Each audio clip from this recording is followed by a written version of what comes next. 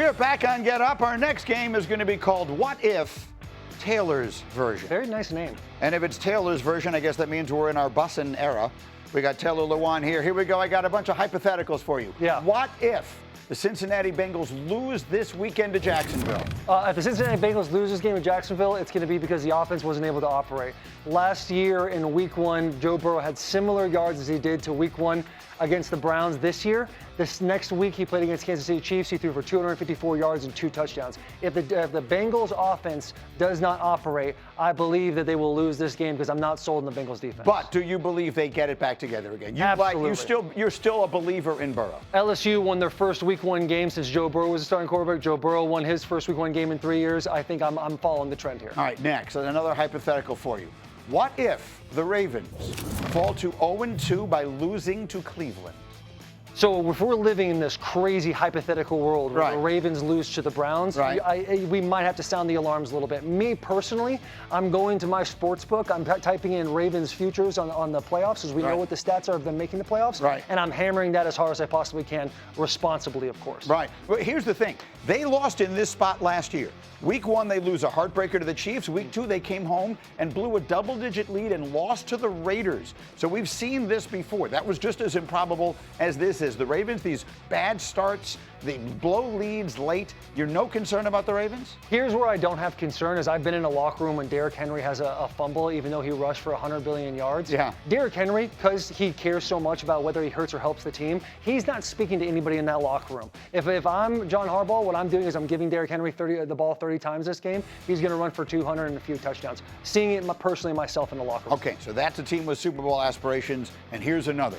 What if the Lions fall to 0-2 and lose to Chicago? I think it depends how the Lions lose to Chicago. But if the Lions lose, there's going to be a lot of recalls in Motor City for vehicles because people are not going to be focused on their job. Detroit is going to be in shambles. We're going to be looking at John Moe and what he's not been able to do. Getting hired through being in the franchise is always a good idea because you understand the culture. But at the end of the day, it's like we need to figure that whole thing out. That's John Morton, who's the new offensive coordinator, replacing the somewhat legendary Ben Johnson. Stay here. I'll come back to you, but let me come over on this side and get some thoughts on this. The performance of the Lions was alarming, right?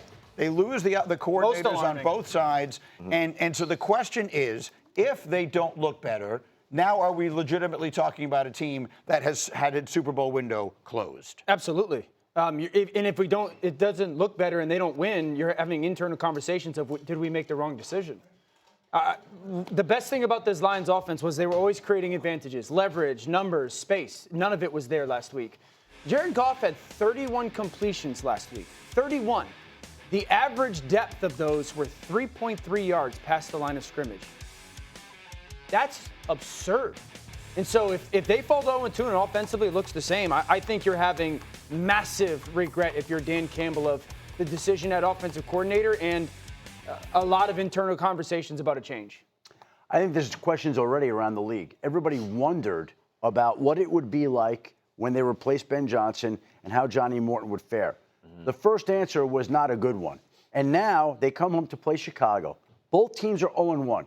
After this particular game, somebody's going to be 0-2.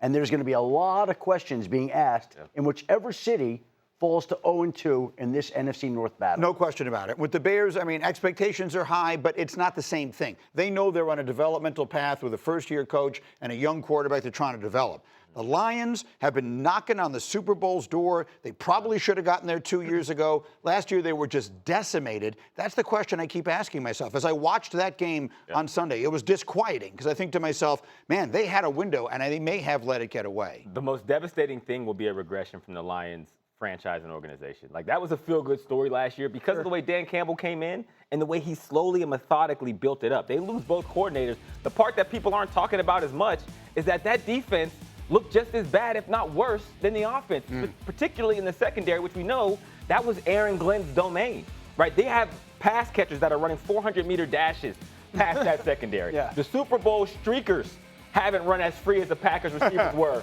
through that secondary on the field. And so for Aaron Glenn and Ben Johnson not being there, you're looking like, okay, well, where is the balance? Where's the settling part to say, okay, we may have lost this, but at least we can lean on that. And when you watch them play, they look like they're searching for answers. All right, I need someone to settle us down and say they're not that worried about it. Are you that someone? Listen, Dan Campbell's made of the right stuff. He talks about it all the time. He's going to have 64 ounces of caffeine. That's what he's got 64. right now in his office, figuring out how to get the run game going again. You do need more out of the offense. I thought you made great points, Danny O. Thanks. And I feel you on the defensive side. Their pass production has to get better. Aiden Hutchinson's got to get going more.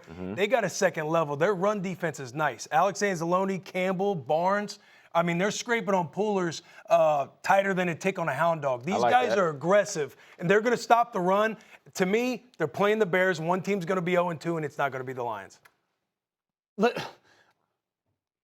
Detroit's got issues. They do. I believe in the general manager and head coach, absolutely. And there's still talent on the football team.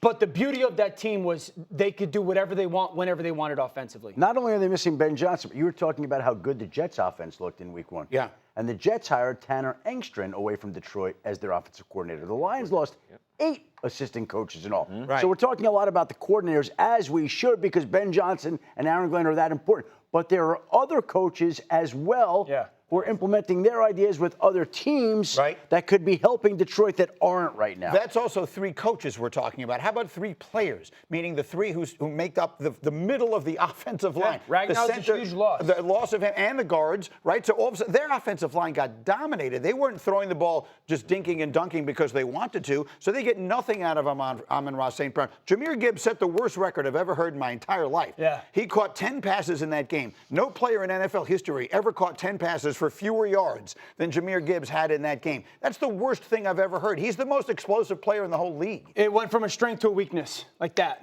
The Detroit offense in the internal part of their offensive line. Strength. There would be points for Detroit over the last couple seasons where it would be 3rd and 8. They would run the football and either convert on 3rd and 8 or get themselves to 4th and 1, and it would be like it would almost Philly special, or excuse me, the tush push. Right. Where you'd be like, they're going to get it. And so that's another part of that is, that's what I mean when I say they could do whatever they want whenever they wanted.